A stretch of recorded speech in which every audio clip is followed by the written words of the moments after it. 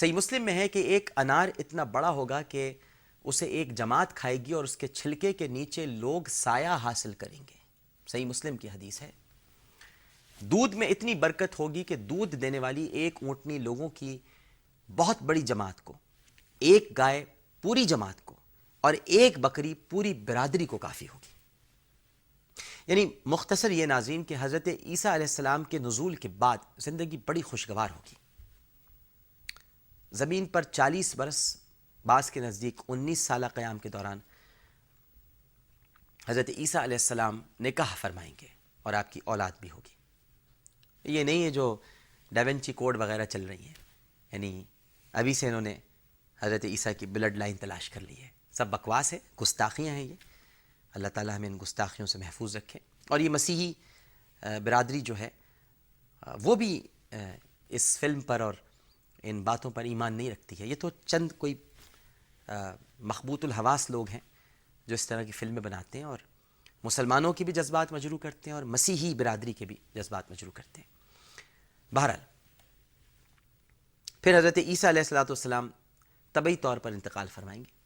مسلمان آپ علیہ السلام کی نماز جنازہ پڑھیں گے اور حضرت عبداللہ بن سلام کی روایت کے مطابق رضی اللہ تعالیٰ عنہ آپ علیہ السلام کو نبی کریم صلی اللہ علیہ وآلہ وسلم کی قبر اقدس کے پہلو میں دفن کیا جائے گا. لوگ حضرت عیسیٰ علیہ السلام کی وصیت کے مطابق قبیلہ بنی تمیم کے ایک شخص کو جس کا نام مقعد ہوگا خلیفہ مقرر کریں گے. پھر مقعد کا بھی انتقال ہو جائے گا اور آپ علیہ السلام کے بعد اگر کسی کی گھوڑی بچہ دے گی تو قیامت تک اس پر سواری کی نوبت نہ آئے گی اور قیامت آ جائے گی. علماء کرام لکھتے ہیں کہ ممکن ہے اس کی وجہ یہ ہو کہ دوسری قسم کی سواریوں کا رواج ہو جائے اور گھوڑے کی سواری بالکل متروک ہو جائے گی، یا یہ مراد ہو کہ جہاد کے لیے سواری نہ ہوگی کیونکہ جہاد قیامت تک منقطع رہے گا. اور یہ توجیحات اس لیے ضروری ہیں کہ دوسری روایات سے معلوم ہوتا ہے کہ حضرت عیسیٰ علیہ السلام کی وفات کے بعد قیامت تک کم از کم 120 سال ضرور لگیں گے. حضرت عبداللہ بن عمر بن العاص رضی اللہ تعالی عنہ سے روایت ہے کہ حضرت عیسیٰ علیہ السلام کے بعد قیامت سے پہلے 120 برس تک لوگ شرک و بت پرستی میں مبتلا رہیں گے اور پھر قیامت آ جائے گی. 3 مقامات پر اب زمین کا دھس جانا، اس پر ہم آتے ہیں. ناظرین کرام، قیامت سے قبل 3 مقامات پر زمین کے دھس جانے کا تذکرہ احادیث میں موجود ہے. یعنی ایک مشرق میں، دوسرے مغرب میں اور تیسرے جزیرے عرب میں. جب زمین اپنے اوپر موجود ہر شے کو سالم نگل جائے گی اور نتیجے میں ہزاروں لوگ لقمہ اجل بن جائیں گے. یہ ہے زمین کے دھس جانے کا یعنی صحیح مطلب کہ کیسے نگل جائے گی زمین. لیکن یہ یاد رکھا جائے ناظرین، اس منزل پر میں یہ بتانا ضروری سمجھتا ہوں کہ ہر شخص کے ساتھ اس کے افعال اور نیتوں کے مطابق معاملہ ہوگا. اس وقت زمین پر برے لوگوں کی کثرت ہوگی. ابن الملک علیہ رحمہ نے فرمایا ہے کہ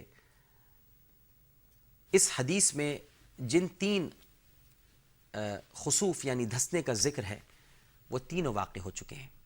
حضرت حذیفہ انصاری رضی اللہ تعالی عنہ کی بیان کردہ وہ حدیث مبارکہ جس میں قیامت کی علامات کبریٰ کا ذکر ہے، اسی حدیث اقدس میں اس کرۂ ارض پر 3 مختلف مقامات پر زمین کے دھس جانے کے واقعات کو قیامت کی نمایاں علامات میں سے ایک بتایا گیا ہے.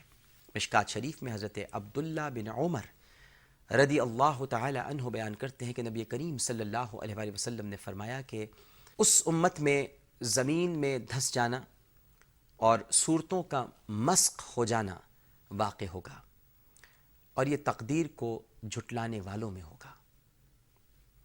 ام المومنین سیدہ ام سلمہ رضی اللہ تعالی عنہا بیان کرتی ہیں کہ نبی کریم صلی اللہ علیہ وآلہ وسلم نے ارشاد فرمایا، میرے بعد 3 مقامات پر یعنی ایک مشرق میں، دوسرے مغرب میں اور تیسرے جزیرہ عرب میں زمین دھس جائے گی. میں نے عرض کیا کہ یا رسول اللہ صلی اللہ علیہ وآلہ وسلم، کیا زمین سب کو نگل جائے گی جبکہ نیک لوگ بھی اس پر بستے ہیں؟ اس پر آپ صلی اللہ علیہ وآلہ وسلم نے ارشاد فرمایا جب زمین پر بدکاروں کا غلبہ ہوگا یعنی نیک لوگ برائے نام ہی رہ جائیں گے تب یہ زمین دھس جائے گی۔ محققین لکھتے ہیں کہ مشرق میں زمین کے دھس جانے کا واقعہ غالباً جاپان میں اور مغرب میں زمین کے دھس جانے کا واقعہ غالباً امریکہ میں ہوگا۔ جزیرہ عرب میں زمین کے دھس جانے کے واقعے پر زیادہ تر محدثین کی رائے یہ ہے کہ واقعہ مدینہ منورہ کے میدان بیدا میں پیش آئے گا۔ ناظرین کرام، پروگرام آثار قیامت کا وقت اپنے اختتام کو پہنچا۔ اللہم صلی علی سیدنا و مولانا محمد وعلی آلہ وصحابہ وبارک وسلم علیہ۔ اللہ نے چاہا تو کل ہم ایک پراسرار دھوئیں اور سورج کے مغرب سے طلوع ہونے پر گفتگو کریں گے۔ پروگرام پیش کرتے ہوئے اگر کوئی گستاخی ہو گئی ہو تو اپنے رب کے حضور معافی کا خواستگار ہوں۔ عامر لیاقت حسین کو اجازت دیجیے، اللہ نے چاہا تو کل پھر حاضر ہوں گے۔ اپنا بہت خیال رکھیے گا، اللہ حافظ۔